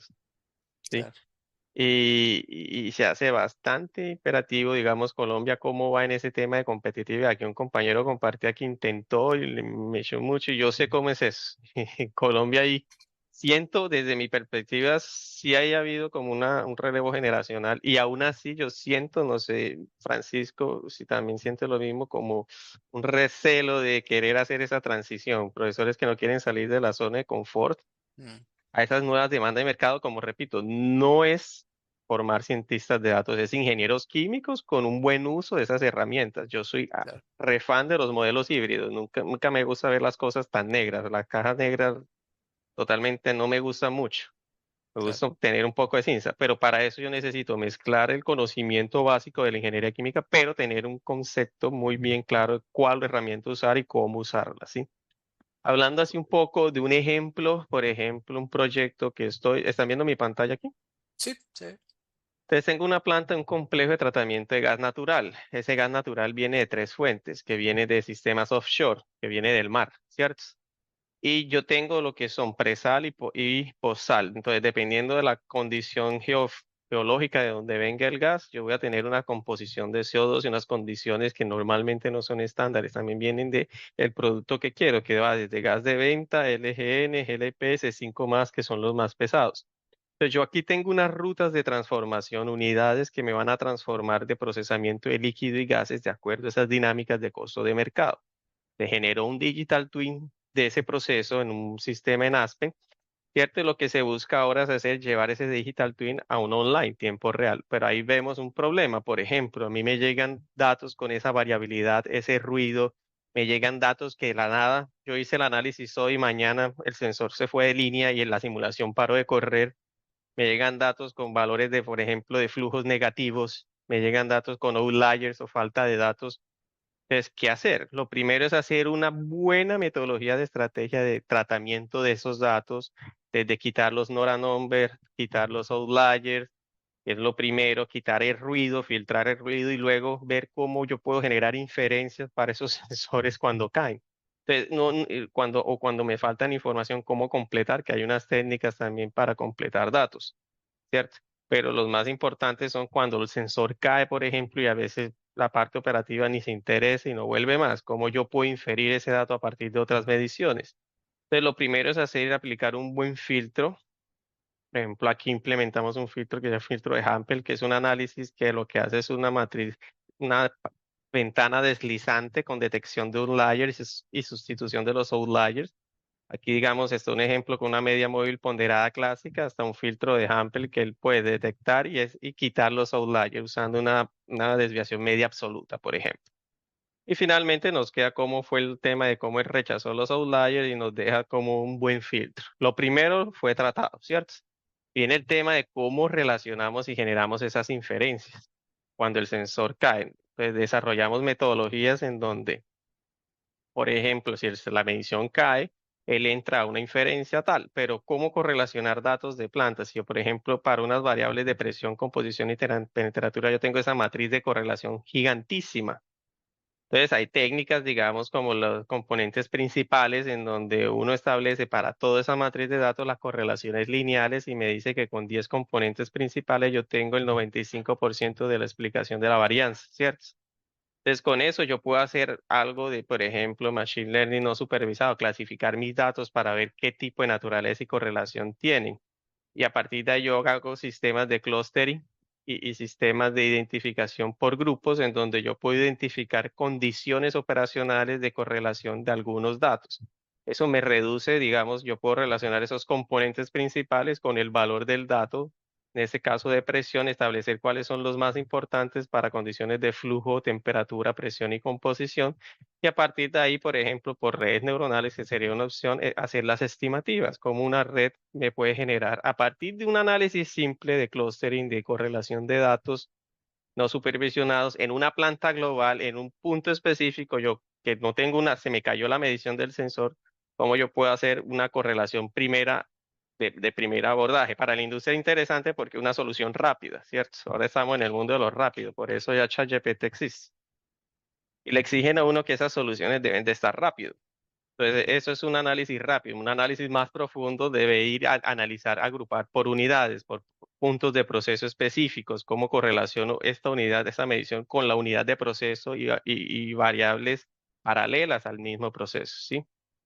Entonces, haciendo también un análisis un poco más profundo, está el tema, digamos, de por qué es interesante este tipo de temática, además de las aplicaciones que ya hemos comentado acá. Yo hice, por ejemplo, para un análisis, una ecuación de búsqueda en Scopus, que es uno de los buscadores más interesantes e importantes de bases de datos. Yo pude encontrar, por ejemplo, cómo ha sido la productividad académica a lo largo de eso, limitando pues desde la búsqueda de 1979 hasta ahora, cómo ha sido la productividad académica en esas áreas, en esa temática, por ejemplo, de Machine Learning en plantas de proceso. Y solo en esa área le encontró más de 8.000 documentos, ¿sí? Principalmente la parte de ingeniería tiene una representación importante en aplicaciones en todas esas, la ingeniería química específico, aquí tiene un pedacito dentro de todas las ingenierías, un pedacito solo para ella. Yo quise ampliar un poco más y quitar solo y dejar solo Machine Learning para ver cuál es el tema de cuál ha sido la productividad académica y es absurdo, es gigante, solo Scopus está hablando, por ejemplo, que la productividad ha sido casi que exponencial, básicamente no, literalmente exponencial, y en 2024 ha generado todo eso y el año no ha terminado, ¿sí? Entonces, vean, y dentro de todas esas áreas, ingeniería, computer science es pues siempre va a ser como la mayor en esa área, pero ingeniería siempre tiene un papel bastante importante de aplicación. Lo mismo, por ejemplo, si yo hago data science para procesos de planta. Aquí vemos que, por ejemplo, la ingeniería química también tiene una representatividad, está mejor distribuido acá, pero la producción académica, digamos, para procesos de planta también ha sido importante. Y otra importante también, por ejemplo, el tema de data reconciliation en planta para ingeniería química, como es uno de los aspectos que acaba siendo muy importante en la parte de producción. Uno debe hacer siempre un buen análisis de datos, pero sin perder el foco del proceso. Nunca olviden que están en un proceso químico, petroquímico, bioquímico, no pierdan el enfoque fenomenológico o la idea del concepto de las bases termodinámicas, de balance de masa, físico-químicas, porque al final es lo que uno como ingeniero químico va a generar y vender. A mí no me interesa un ingeniero que me haga un modelo y ya, para eso contrato ChatGPT y me sale más barato.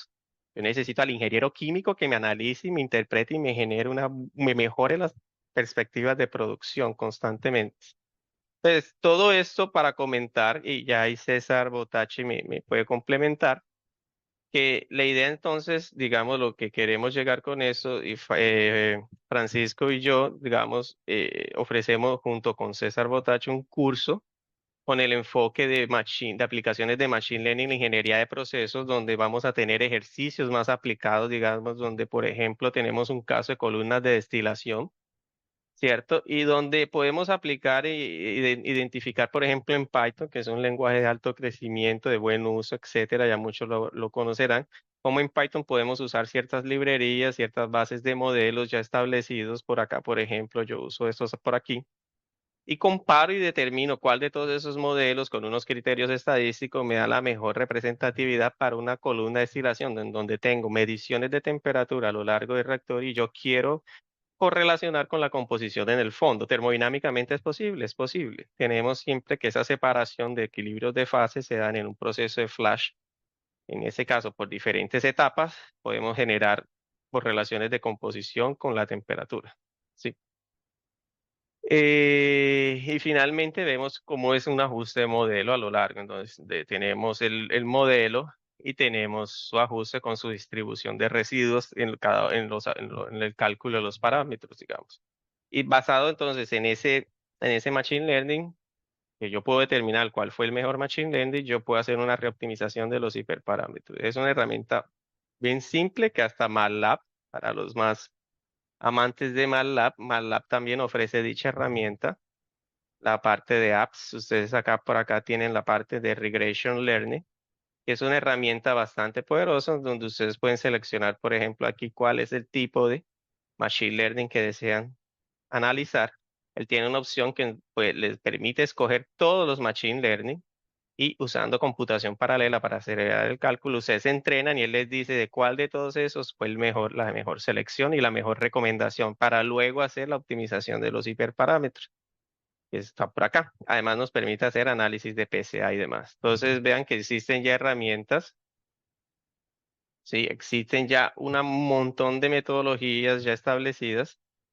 Ahora es como nosotros como ingenieros químicos usamos esas herramientas para generar un buen análisis. Y entonces la invitación a los que tengan interés es participar en el curso. No sé si César tenga algo más para adicionar, Francisco. No, César, creo que ahí sería interesante mostrarles tal vez los objetivos de formación que se van a desarrollar en el curso y con eso pues quedarán informados. Y al final mostramos ahí los costos y esto.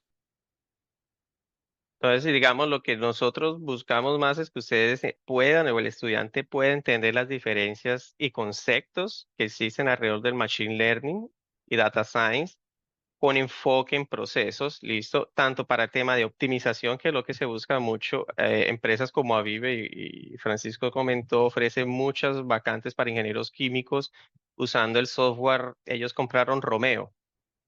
Y principalmente ese tipo de vacantes es para temas de optimización en planta en tiempo real, en donde la base de los modelos de optimización pueden ser híbridos o de machine learning puros, ¿no? Caja negra. Y también la parte de control de proceso. Sí, como prerequisito tener las ganas. Es un curso básico, introductorio. Van a tener ejercicios que pueden ser un poco avanzados. Hay gente, personas, principalmente muchas personas me hablan que no tienen base ni conocimiento ninguno en Python. No tengan miedo, la idea es usar la plataforma, digamos, el IDUL de Google Colab. Es muy dinámico, muy amigable, no necesita instalación y nosotros vamos explicando un paso a paso, digamos, haciendo usted va aprendiendo. No es un curso de Python, César aquí ofrece cursos ya de Python. Si se conoce de Python, ya ha trabajado perfecto, si ha trabajado Machine Learning y quiere recordar, perfecto, pero no es un prerequisito que sepa programar. Nuestro enfoque es enseñarle cómo usar las herramientas y las bibliotecas y a entender y hacer un buen análisis correlacionando con lo conceptual en Machine Learning y Data Science, así como en proceso, no perder el enfoque analítico del proceso, ¿sí? Utilizar los principios de modelos para temas de regresión, clasificación, clustering, aprendizaje supervisado y no supervisado, un poco principalmente comprender el vocabulario en Machine Learning y su aplicación en simulación y optimización, crear y validar modelos predictivos usando Python, identificar cómo las distintas variables y parámetros pueden afectar. Queremos hacer ejercicios comparativos en donde se generen un modelo fenomenológico y optimice los parámetros del modelo de forma tradicional con su estadística y generen un modelo a partir de datos y comparar cuál modelo es mejor. No siempre un modelo de Machine Learning va a ser mejor que uno fenomenológico porque pierdo información. Aquí estoy perdiendo información del proceso, pero a veces eso es muy difícil de obtener. Entonces, es más ese enfoque. Dentro del curso hay explicación enfocada a procesos de la industria de alimentos. Yo creo que Francisco tiene una enfocada a la industria vinícola, ¿sí? El trabajo tiene más experiencia en ese tipo de industria, pues enfocado, no sé si Francisco tenga un enfoque más de alimentos. Sí, yo tengo algunos ejemplos de industria de alimentos. Sin embargo, las metodologías que nosotros enseñamos, sea el caso de estudio que sea, tú las puedes extrapolar fácilmente. No te van a limitar, ¿sí? Ahí la limitante es la creatividad, pero sí lo vas a poder utilizar. Y yo justamente presento un enfoque, un taller de los que tengo es de Machine Learning no supervisado en industria vitivinícola. Ujú. Es, entonces, principal como los objetivos de formación, digamos, el público objetivo abierto a todo el que de la industria, tanto química, industrial, mecánica, bioquímica o afines, con el interés de aprender. Aquí Francisco comenta que el conocimiento básico de programación estaría perfecto, ya se incluye programación desde hace mucho en todos los pensum académicos de ingeniería química, con eso es suficiente. Yo, por ejemplo, en mi pregrado aprendí principalmente C++, y no soy experto en C++, pero me dio unas bases para aprender un poco de lo que fue MATLAB, Python, un poco de Julia, GAMS, etcétera. ¿Sí? Y exacto, ahí está toda la información. Y César me comentó para hablar un poco de los costos. No sé si César quieras hablar algo de eso. Sí, claro, pues dos cosas. Una es pues abrir el micrófono para alguna pregunta que se quiera hacer específica con respecto a todo el webinar y cerrar esta parte de que nos está presentando el ingeniero César con que, bueno, por un lado les acabo de colocar ahí el enlace, a pesar de que les vamos a enviar toda la información y el enlace de la grabación, si quieren repetir, si quieren ver alguna otra parte del curso, también les vamos a enviar la información del curso de la página web donde pueden encontrar absolutamente todo para no, digamos, gastarle tiempo a esto. Pero los costos normalmente pues es una inquietud que se tiene y pues algo que tenemos nosotros en nuestro emprendimiento es que tratamos de tener la mejor relación, digamos, calidad-precio, la más alta, digamos, la relación entre las dos que sea la más alta, o sea, la más alta calidad y profundidad del curso con el menor costo posible. Entonces, en este caso, los precios se encuentran al final de la página. El curso para público general vale 350.000 pesos.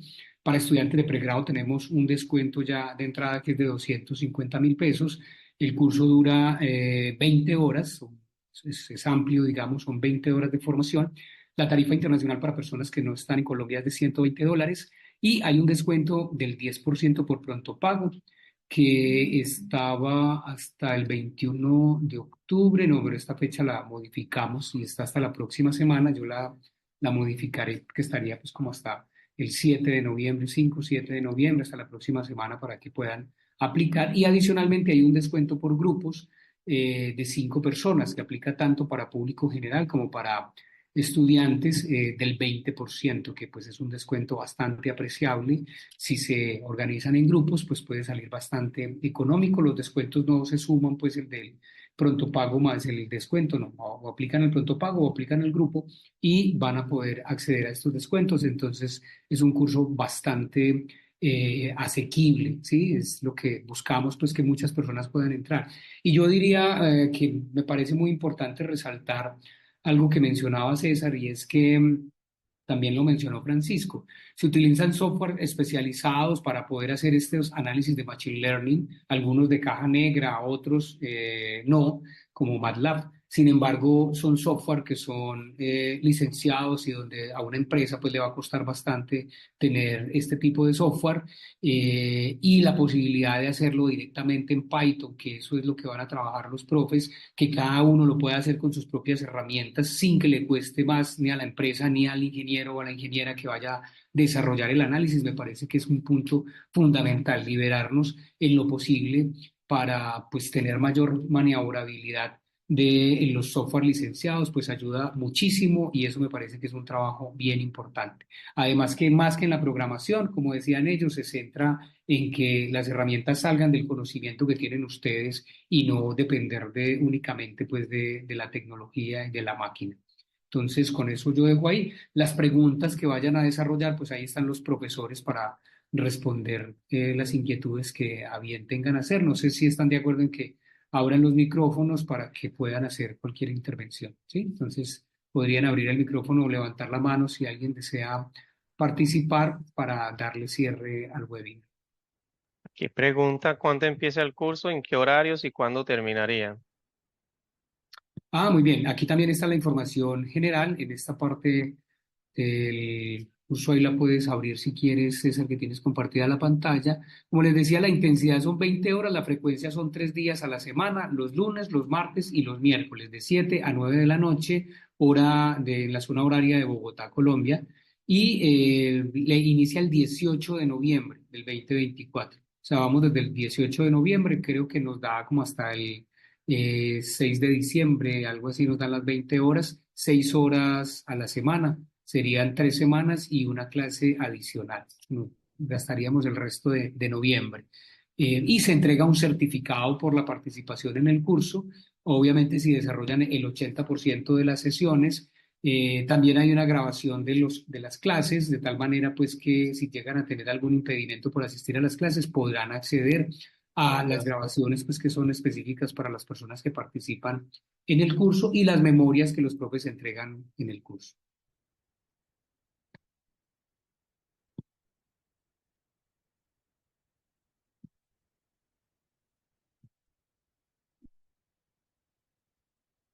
Bueno, la última pregunta de Johan, ya le respondía, las clases se graban y se ponen a disposición de los asistentes para que no vayan a perder clase y puedan repasar. También después se les da acceso por un tiempo adicional después de terminado el curso.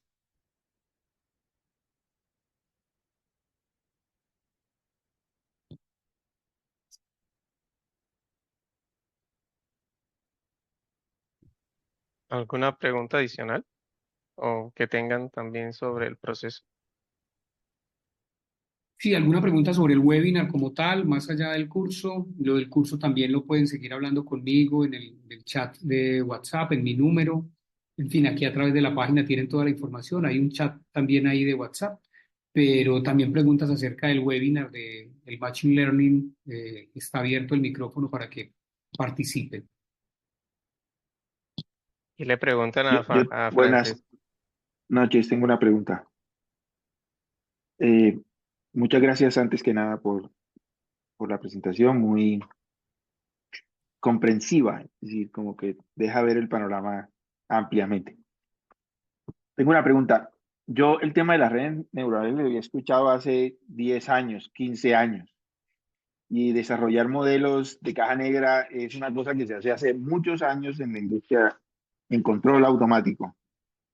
¿Por qué tengo la sensación de que lo que tenemos es una versión renovada de una cosa que ya se estaba haciendo antes, solo que tiene como unas facilidades, ¿cierto? De alguna manera nos las pusieron, nos las están poniendo como más sencillo, pero los conceptos detrás parecieran ser los mismos. Identificar un modelo con las diferentes técnicas que hay, que el modelo físico, que el modelo gris, que el modelo de caja negra, y después con esos modelos, pues, diseñar estrategias de control, ¿cierto? Si lo que quieres es diseñar estrategias de control o hacer predicciones, porque hay incertidumbre paramétrica, porque quieres robustecer el modelo. Pareciera que fuese como la misma lógica, los mismos principios, pero ahora con un nombre más sofisticado, ¿cierto? Y tal vez con unas herramientas eh, un poco más como que te ponen la cosa mucho más fácil de llevar a cabo. No sé si estoy siendo muy simplista, pero quisiera como una opinión en ese sentido, porque entiendo que efectivamente es una necesidad, digamos, manejar esas plataformas hoy día. Sí, Bueno, mira, mucho. Dale, Francisco, dale. sí, mira, yo lo que te puedo decir al respecto es dos cosas. En efecto, la metodología de la modelación mediante deep learning o redes neuronales existía. Sin embargo, las arquitecturas de las redes que existían eran bastante básicas hace 10, 20 años. Por ejemplo, si vamos a ver el modelo por el que su funciona ChatGPT, esta fue una tecnología que Google creó hace unos 4 o 5 años con los modelos BERT y con los modelos Transformers, que son capaces modelos de procesamiento de lenguaje natural. Entonces las arquitecturas, si bien, que como tú lo mencionas, el conocimiento básico es similar, las arquitecturas de las redes neuronales que se manejan hoy en día y que hacen la transformación de entradas y salidas es completamente diferente. Utilizan una tecnología inicialmente mucho más avanzada para ciertas aplicaciones y en el caso que es atingente a nosotros utilizan técnicas mucho más específicas para poder encontrar arquitecturas de modelos mucho más robustas, ¿sí? Entonces han sido probadas en concursos, han sido probadas en diferentes tipos de eventos de tecnología en donde realmente uno encuentra modelos óptimos para solucionar problemas. Y en este sentido ha sido el avance tecnológico, es decir, en encontrar arquitecturas que permitan solucionar problemas de manera reproducible y con un muy buen ajuste. Entonces ese sería como mi comentario, no sé, el de César. Yo añadiría, por ejemplo, el tema de Digital Twins, que es un Digital Twin, es una simulación que representa un proceso, ¿cierto? En parte, sino que ya tiene una estructura de infraestructura tecnológica en donde tú envías información a la planta, adquieres la información, se la regresas a la simulación y estás ahí en un ciclo que te permite generar un gemelo digital. Pero la base ya existía, ¿cierto? Que eran los modelos los simuladores de proceso en los 80, que en la ingeniería química comenzaron a ser fuertes 80, 90. El tema se habla de Digital Shadow, ese tema ya viene hace muchísimo, que ha cambiado, asumado al tema de lo que mencionaba Francisco, es que también el tema de un Machine Learning es un modelo estadístico, un modelo básico puro, siendo purista, es un modelo estadístico y eso existe hace desde la década de los 60, que ha cambiado además de las arquitecturas, la infraestructura tecnológica de la industria 4.0, el Internet de las cosas ha acelerado un poco a que la información se genere rápido, la industria ahora lo quiere todo rápido, más eficiente, de manera más óptima, en donde ya tú normalmente si tú ibas a una planta clásica, tú no ibas a tener un modelo fenomenológico representado en la planta por la dificultad que tiene muchas veces generar dichos modelos. Ahora, en ciertos aspectos de la planta, tú puedes generar entendimiento basado en los datos del proceso. Y eso te lo permite, digamos, tecnologías de integración de IoT, ¿cierto? En las arquitecturas de información en la nube, como la Amazon Web Service, además integrado al tema de transferencia de datos, adquisición de datos, que eso ya viene hace mucho, pero ya esa data que está almacenada tú la puedes usar también para generar información filtrada y de una buena forma. Y esa tú ya la integras con sistemas de transferencia de datos online, donde tienes accesibilidad remota. En fin, todas esas tecnologías han acelerado muchísimo la implementación de toda esta información, porque las redes neuronales, si miras en el tiempo, por ejemplo, ellas se crearon por allá en los 60, sin embargo, se dejaron de usar y ya después en los 90, 2000 comenzó una implementación a medida que el tema de Internet, el tema de computación, tema de cálculo computacional se fue haciendo más robusto. Entonces va ahí muy ligado y relacionado a esto. Concuerdo, ahora nos los venden hasta en la sopa. WhatsApp ya tiene eh, la opción de meta de IA. Entonces, ya Elon Musk habló de los robots autónomos, el tema de los Cybertrucks. Entonces, es un futuro que viene acelerándose muchísimo. Toca ser muy, muy prudente en la implementación. Yo he visto personas que digamos, en temas de decisión ejecutivas usan ChatGPT para tomar una decisión ejecutiva. Ya para mí ya no se vuelve una herramienta, sino una dependencia. Entonces, es un tema un poco delicado. Por acá otra pregunta, Francisco, decía si vamos a hablar algo del deployment de los modelos. Yo creo que si nos da el tiempo, sí, va a depender mucho de cómo veamos el progreso en el curso, porque las herramientas de Mm, deployment ya se salen como un más poco profundo. del scope que nosotros queremos abordar.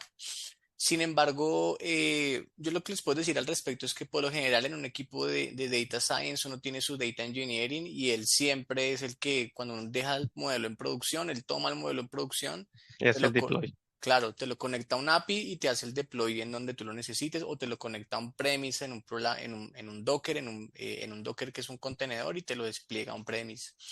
Entonces, yo creo que lo podemos evaluar. Vamos a depender mucho Del tiempo. del tiempo y del avance del curso, ¿sí? Porque si la mayoría de personas no programa muy bien y eso, pues nosotros vamos a encargar de dar el material suficiente para que eso sea el core principal, ¿sí? Sí, porque hay un tema ya, digamos, de back, front, edge que va muy relacionado con esa estructura. Ya cuando tú hablas de deploy, ya estás hablando en un sistema integrado, en un equipo que ya está desarrollando una herramienta, un producto, normalmente en una metodología ágil, por ejemplo, y ya entonces está aquí en cómo hacer un deploy del proceso, del modelo y cómo generar el front y el back edge para generar esa visualización de datos como producto final.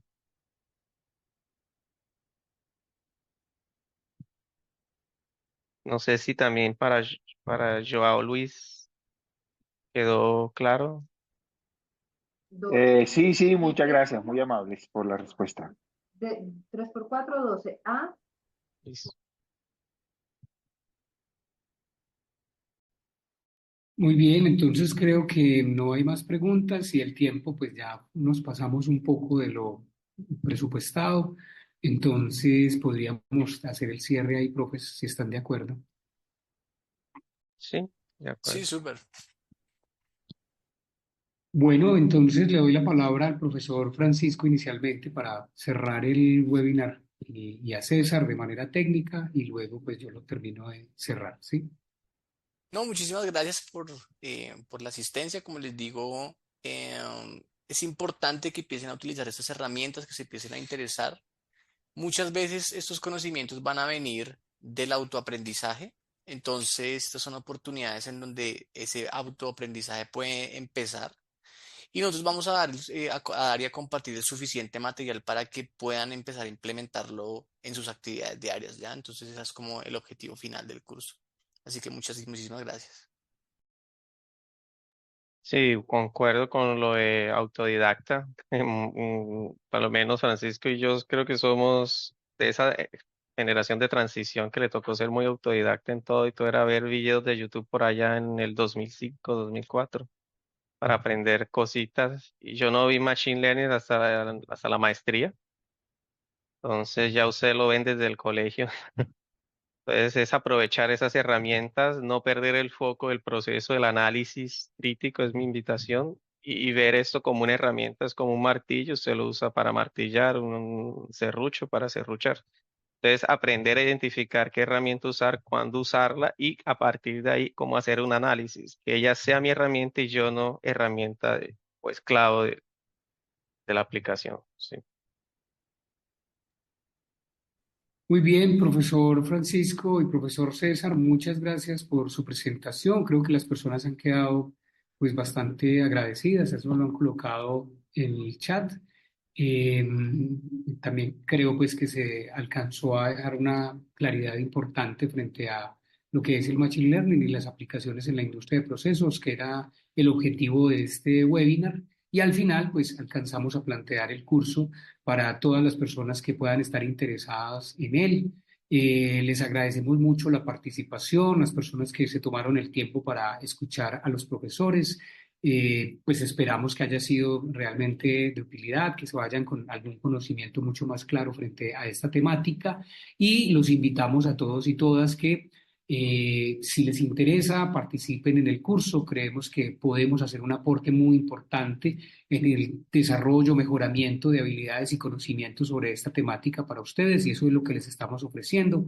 Finalmente, este emprendimiento CBIQ pretende precisamente incrementar la competitividad de las empresas a partir de elevar eso, habilidades, capacidades, conocimientos y competencias en los profesionales que son los que hacen que la industria avance y se mueva. Entonces, muchas gracias a todos y todas y una muy feliz noche para todos y todas. Chao, chao. Chao, chao. Chao, chao. Muchas gracias, muy interesante. Hasta luego, gracias. Hasta Hasta luego. luego. Eso que estamos aquí haciendo es perder tiempo.